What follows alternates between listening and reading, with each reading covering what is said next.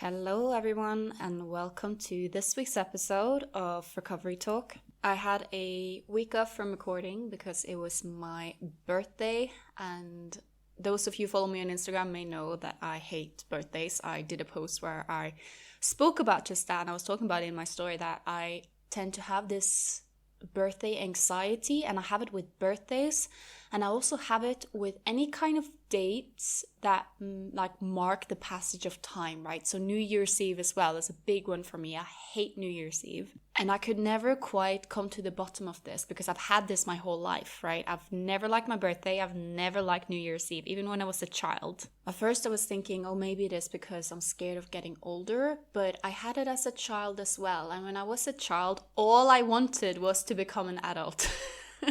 I was like an adult in a child's body. I hated being a child. It's funny because a lot of people look back at their childhood and they're like, oh yeah, this was the highlight of my life. I'm just like, I'm so glad I'm not a child anymore. I hated it. I hated not being able to make my own decisions in the same way I can now. I hated not being taken seriously. Yeah, I was one of those kids. Overall, I feel the most happy as an adult, and I feel also that my life has become a lot better throughout the last few years. I felt like around 25, there was a bit of a shift.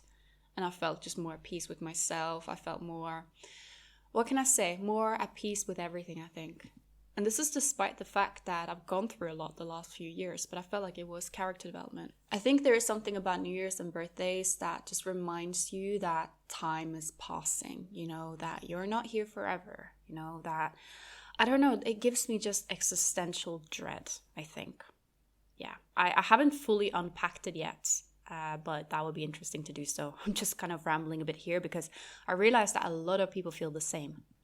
I also think part of it, especially I noticed that this birthday anxiety, New Year's anxiety was a lot worse during my teens and during my eating disorder struggle. I think because I associated birthday with just like a very brutal reminder of how lonely I was. And maybe that is also why my birthday anxiety is a lot better now and also a lot better last year, right? Because I spent my birthday this year, surrounded by the people I love. I was with my best friends, I was with my partner, I was with my dog. No celebration really, just went out for a drink with two friends and then come home and ate cake in bed with my partner and was cuddling my dog all day, right? So it was kind of perfect. So I don't know. And I just look back at my birthday 10 years ago about how lonely I was. I remember just being alone, crying, and I was binge purging on birthday cake. And in contrast, for this birthday, my partner got us a big cake. And I've been eating a lot of cake, but even the thought of purging it or the thought of even feeling guilty about it just seems so foreign to me, right? And that reminds me of something I read the other day about something called the end of history illusion. What that essentially refers to is the fact that we tend to underestimate how much we will change in the future, while simultaneously, when we are looking back at our past selves, we are like, whoa, I have changed a lot the last few years. So for example, if I look at myself 10 years ago, I'm like, oh my goodness, I'm a completely different person. Everything has changed.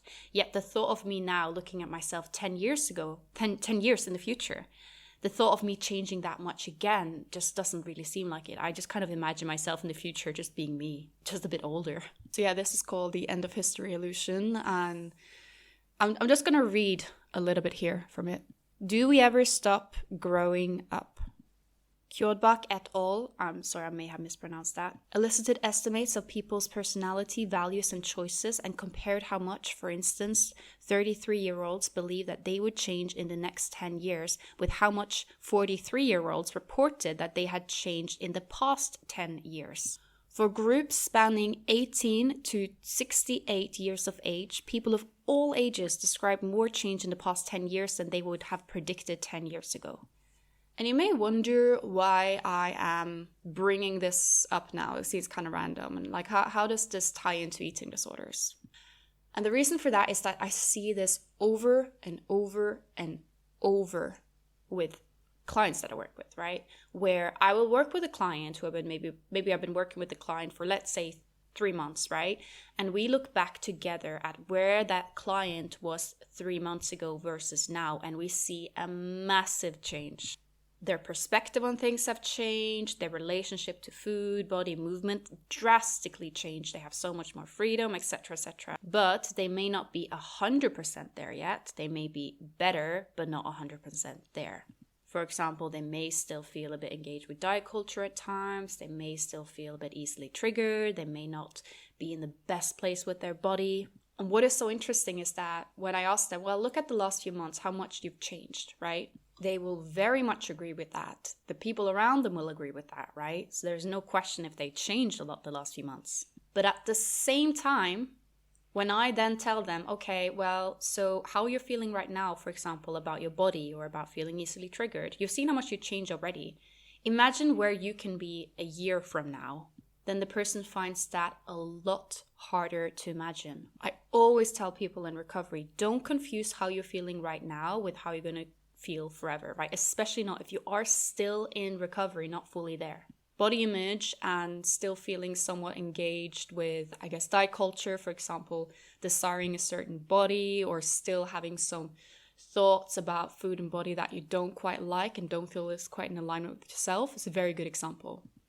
So when I talk, for example, to a client or anyone in recovery, the thought of them imagining themselves not feeling guilty about eating the cake just seems so impossible. They may have gone from not being able to eat the cake to being able to eat the cake, but with guilt. And they feel like, oh yeah, but this is it, right? This is how I'm going to be forever, right? I'm going to be able to eat the cake, but I'm still going to feel guilt. Because they confuse where they are now for where they're going to be in the future. They confuse their current state with how it's going to be forever. And when I tell them and remind them, you've changed so much, why can't there be a future version of you that feels relaxed around food? And also, you're actively working towards becoming that version of yourself. So why on earth would you not be? It's kind of like if I was practicing drawing every day, then 10 years from now, I'll probably be a lot better at drawing than I am now. If I was practicing a language every day, I probably would be pretty decent at it. If I stay consistent with that every day for 10 years in the future, I'll be pretty good at that language, right? Of course, if I was just thinking hypothetically about, oh, I should practice this language, looking at ways, oh, how can I practice this language, but never actually got to learning the language, I wouldn't get anywhere. And this is a trap a lot of people in recovery fall into, right? They think, yeah, I will recover. I just need to find the perfect time, the perfect this. I need to know everything, blah, blah, blah. But that's a whole different episode that I may have done in the past. And if not, I will do it in the future. Postponing recovery. I know. It's so common.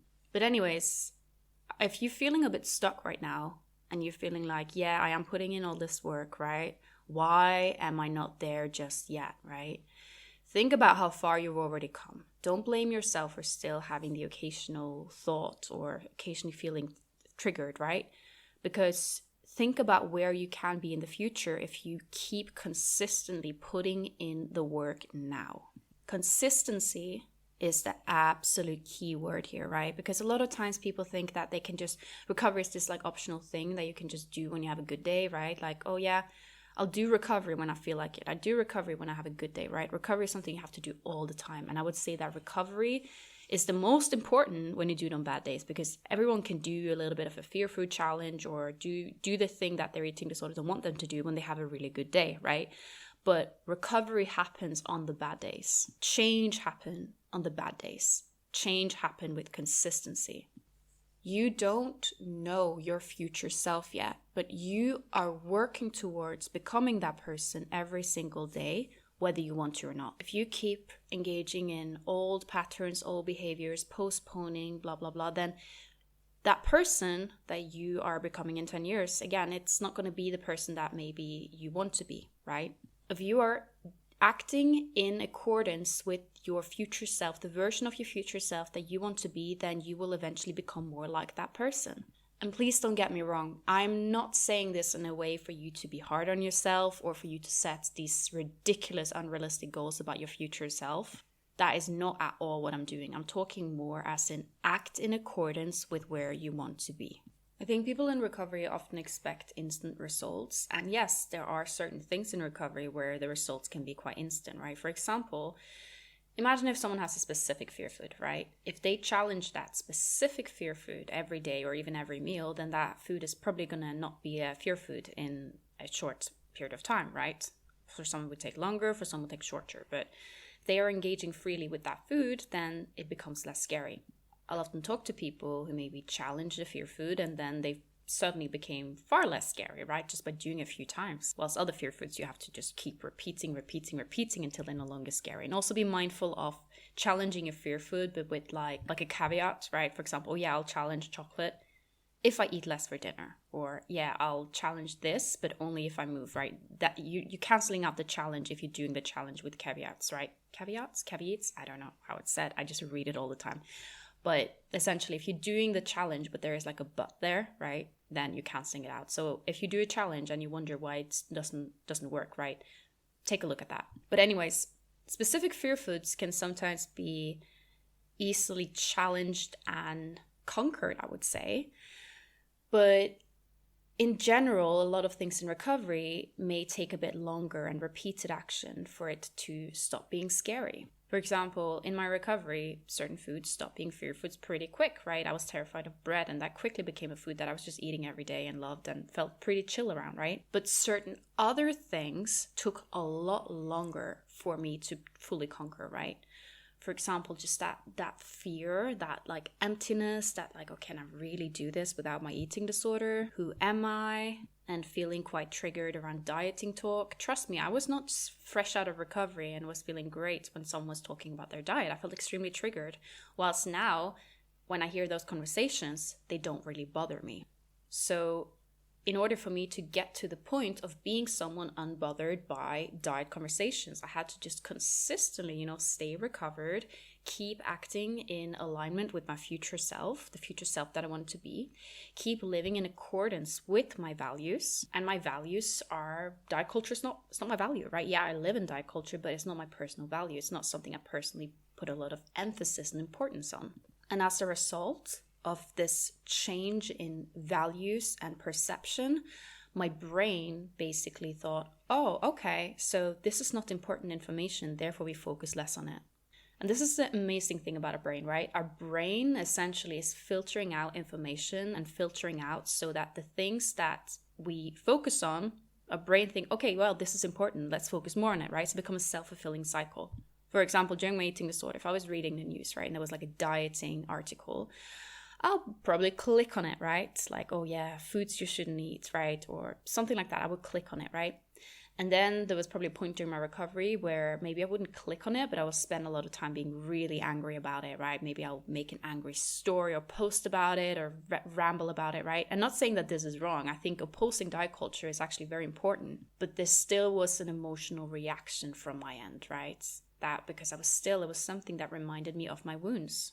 And that also told my brain that this is very important, right? But to be honest, I felt like the true change didn't really come before I started not caring so much and started focusing on other things, right? I know this can seem a bit ironic because my work is literally working with eating disorders, but that doesn't mean that it is a huge focus in my day-to-day life, right? I've been very mindful in how my life is constructed, how my relationships are constructed, about them being not about eating disorders. For example, the people around me have a relaxed relationship to food, body, and movement, right? And part of this is because when I have a client with an eating disorder, when I talk to them, it doesn't emotionally, it doesn't give me the same reaction as if it was, for example, my partner who would say those things or my best friend would say those things, right? I would react very emotionally with someone around me who were talking about this. But if it is a client, of course, I have so much empathy for them. I have so much love for them from that way. But I still am able to act very calmly, in a very stoic manner, in a very productive manner, where I'm like, okay, let's find the solutions here, right? And I think that is why I've been able to be so free while still working with eating disorders, right? And I think this is a tricky one because a lot of people with eating disorders, they want to work in the field of eating disorders, and some people are like, no, you can't do that, you're never gonna be able to let go, blah, blah, blah. Whilst I actually think that lived experience in the field can be very, very helpful. It just depends on whether or not doing that work is opening up your wounds or not. In my case, my wounds are healed. They are scars. You can't really open them. I have generally never felt triggered by a client, ever. But if I heard the same thing come from a friend, I would have been frustrated. I don't know if I'd be triggered, but I'd be frustrated. I'd be like, no, why are you feeling this way, right? It's complicated. It's really, really complicated. And I know I'm kind of going a little bit off track here. For this episode, I wanted to talk about change, but I still think it relates a lot to it, constructing a life that is about other things. And in my opinion, that is also possible to do whilst you're working with eating disorders, but a whole different topic for another time. So I always say that we see the world not as the world is, but as we are, right? We tend to filter out what doesn't apply to us and then register what is. It's kind of like how pregnant people will see other pregnant people everywhere, and a person with an eating disorder will see eating disorders everywhere, which kind of would reinforce that this is the most important thing in the world. This is what everyone focuses on. So therefore, your eating disorder is a good thing to have, actually. And this is also part why I don't always love the conversations around diet culture, because sometimes I wonder if these conversations can reinforce the eating disorder thinking that, okay, if everything is about diet culture, don't my eating disorder mean I got this special talent that everyone secretly wished they had? And that also brings up the question, why would you change in a society like that? Like, why would you embrace that change? And that is why I believe that such a key part of change is, yes, we do exist in a world with certain realities. I'm not trying to be like all naive and be like, oh yeah, no, it doesn't exist. Just pretend it doesn't exist, right? But I am saying that part of change is also being more selective with your focus. What are you focusing on? What are you giving love, but also what are you giving hate? What are you giving energy to, right? How can you construct a life with the resources that you have, with the abilities you have, that is the most productive and supportive for you? Where you can live in accordance with your values and not the eating disorder values. Because so often people confuse the eating disorder values and also the social, like the society's values, with their own values, because they've been told like these are supposed to be my values. For example, do you have a value for, let's say, thinness? Is that a personal value of you, or is this something your eating disorder holds as a value? Maybe also society. You feel society has popped in your head that this should be your value, right?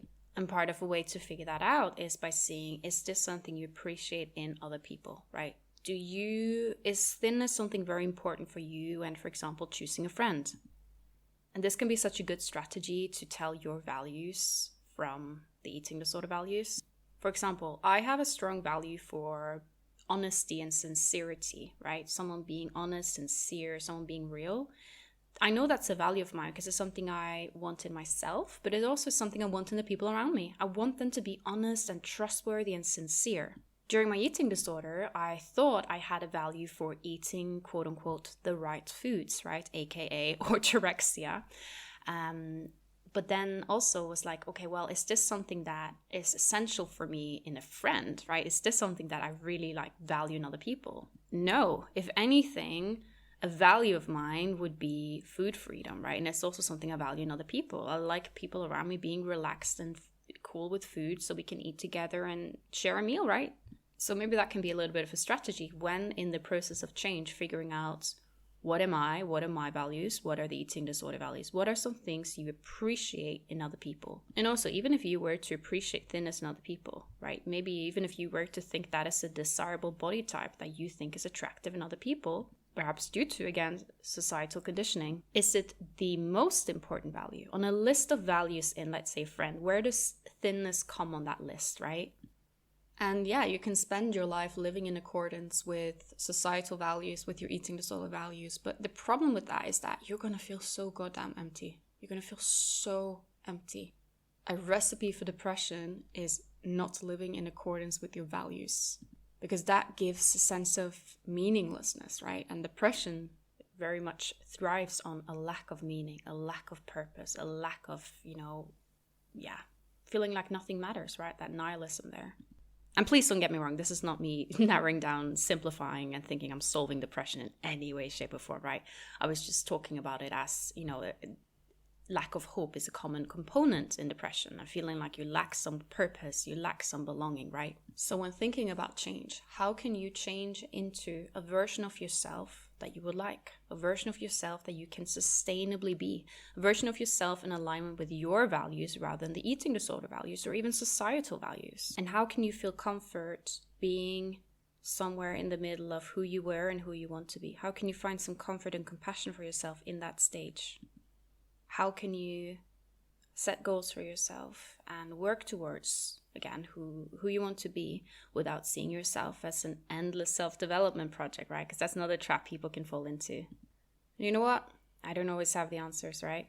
I'm just sharing some of my thought with you guys, things that I've been thinking a lot about, around my birthday and doing the work I'm doing, I think one of my favorite things about humanity and about people is change. And I think that ability to change is such a core value of my work. And part of why I'm doing what I'm doing is because I have so much frustration towards, for example, the healthcare system, right? Especially around eating disorders, treating people like they're static, right? Treating people like this is where you are now is where you're going to be in the future. Yes, if you treat them as if that is the case, then that is what they will become, right? If you tell someone, yeah, you have an eating disorder, you're always going to have it. This is how you're going to feel forever, right? You are chronic, right? Then they're going to act in accordance with someone who is like that, right? And that's, again, it's a self-fulfilling prophecy.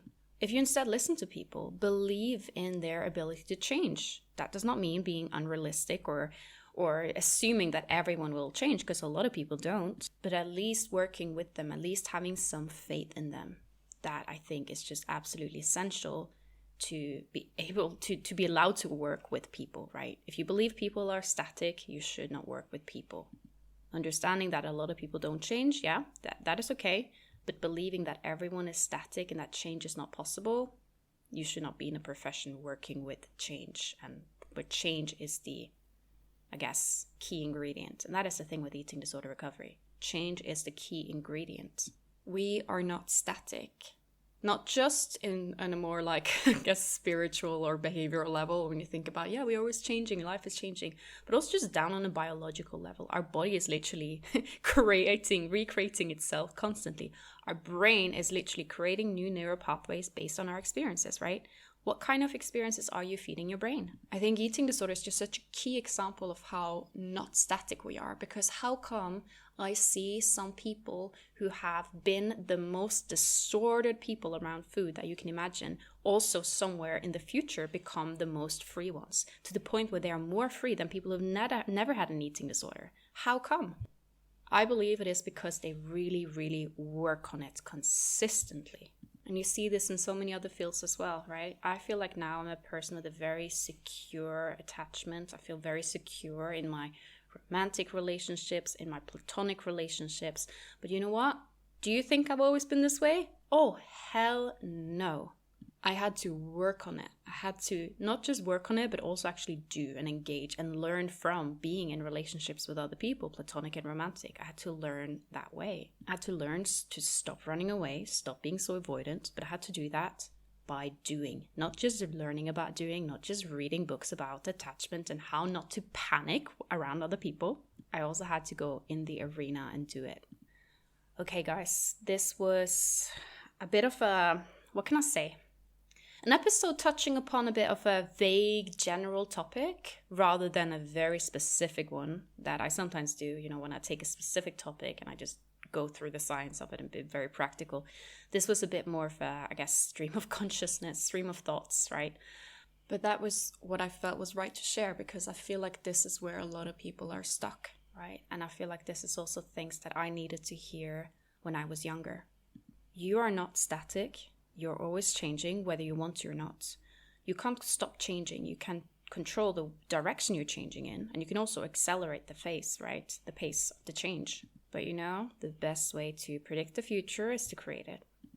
Okay, I'm gonna take a listener question. So this listener question is from Instagram. If you don't follow Let's Recover already, it's at letsrecover.co.uk, and you can also follow me at Amalia Lee. I'm trying to be more active. I'm not always so active. I tend to post more stories than in feed posts, and also tend to open question like ask box there. But funnily enough, you would think I'm someone who spends a lot of time on social media. I really don't. Like, my screen time is ridiculously low. I spend so little time on social media, and I have no idea. Even the people I follow, I have no idea what they're up to, because I don't spend time browsing and scrolling, right? Sometimes, but very rarely. Anyways, so the question goes: have you experienced or heard of anorexia can affect the bladder in such a way that it becomes weak, like I can't hold the pee? I didn't have this problem before, but my really bad relapse that I'm in for about 1.5 years, now I feel like I'm incontinent. I feel ashamed and I feel alone with this. The answer to this is yes, anorexia and eating disorders can absolutely affect the bladder, and here's why. The bladder is a muscle. Anorexia can create muscle loss. In other words, it weakens the bladder muscle. People with eating disorders tend to think often that when they lose weight, or if they lose weight, they only lose body fat, but this is not true. A lot of the weight loss is also muscle. And when people think muscle, they always just think muscle in like the arms and legs, but actually muscle is something we have also in our internal organs. The heart is a muscle, for example. The scary part about eating disorders is that you can lose actual organ tissue like brain shrinkage, weakening of the heart, and weakening of the bladder. Also weakening of the digestive system, but I may have touched upon that before. I've heard several stories of people who become just practically incontinent, right? Where they just like wet themselves in public because their bladder is just so weak. I have a tiny bladder still, but I do remember during my eating disorder, I just could not hold my pee very long. I had to just run to the bathroom. Sometimes like it could be 10 minutes since I peed and I had to go pee again. Also, what can sometimes make this worse is that a lot of people with eating disorders are obsessed with drinking tons of fluids, sometimes in response to filling up their stomach or to satisfy cravings without consuming much calories. And also just a lot of times I think it can also be a little bit orthorexia and obsessive, like, oh my God, I can't be dehydrated. I need to drink water constantly. And a lot of like, you know, the like diet culture, oh, water is so important, drink water all the time, right? But actually, you know, a lot of times I see people with eating disorder tend to over drink water, right? Which is not really good for you because you're flushing out so much salt and electrolytes. And these may already be low when you have an eating disorder, right? Especially if you are undernourished, or especially if you are purging or excessively exercising. It can be a very dangerous recipe for electrolyte imbalances. But yeah, on a physical level, anorexia, eating disorders, restrictive eating disorders can weaken the bladder muscle, which can create bladder weakness. The good news is that as you recover, again, people with eating disorders in recovery tend to think that when they're gaining weight, they are only gaining body fat, but you are also gaining muscle. Yes, even if you are not moving. And this also means internal muscle. So by recovering, by eating in a generous surplus, by resting, you are actually giving your body energy to do internal repairs, such as repairing your bladder, right? Such as strengthening the bladder muscle. You don't have to do any like weird bladder exercises for that, if that's even a thing. You are strengthening your organs in recovery, including bladder, heart, digestive system, brain, bones, etc., etc. You're gaining so much more than just body fat and external muscle. You're gaining internally as well. So I've heard so many stories of people who had this bladder weakness and then now their bladder is completely normal. So this is something that is reversible, but it is just very important to give yourself a generous intake. Don't go for the bare minimum here. Eat generously, rest up. And also if you are someone guilty of chugging down water to deal with hunger, right? You gotta eat. Water or soda or whatever it is people fill up on, it does not replace food. If you're craving something sweet, have something sweet. Don't go grab a tea or a Diet Coke. And when it comes to drinking things in recovery, I always tend to recommend drink things that have energy in them. So drink your juices and milkshakes, etc., etc. Equally, I do know that some people with eating disorders restrict their water intake, and this is also very, very helpful, right? It's interesting to see people with eating disorders tend to go to one extreme here. Some people will excessively chug down on fluids. I was one of them. Whilst other people will restrict their fluid intake. This is also very, very dangerous because that can create dehydration. And also it can worsen things such as water retention. Because essentially your body is detecting, oh my God, there's not a lot of water coming in, so let me hold on to more water, right? Which then can create a self-reinforcing cycle because the person is, oh my God, holding so much water, so I should not take in more water, right? But actually that worsens it. And I also know that thirst can be affected in recovery. Some people in recovery say that they're really, really thirsty, especially if they're experiencing night sweats or if they're experiencing water retention, right? Because the body is holding a lot of water. It still needs water, inside the body as well, right? So yeah, thirst and drinking and bladder, it is a whole topic. Maybe I could do an episode on that specifically, but I just wanted to do it like a short recap. So in conclusion, drink fluids, but don't fill up on fluids to avoid filling up on food. Be mindful of drinking things such as excessive excessive coffee intake, again, it flushes out water. If you are more in the end of the camp where you are dehydrating yourself, that's also very dangerous. Then please ignore what I said about overhydration. If your underhydration is your problem, the overhydration thing, of course, don't apply to you. For most people, drinking when they're thirsty and having drinks with their meals is sufficient, unless your thirst is, of course, affected by increased or decreased thirst, which we know can happen with people with eating disorders. I would say if you have much concerns about your thirst and your water intake, your fluid intake, do definitely talk to a doctor, right? Especially if you are potentially medically vulnerable. And same thing goes with your bladder. If it is something that concerns you, definitely talk to doctors, see if there's anything that can be done to, make it a bit easier for you.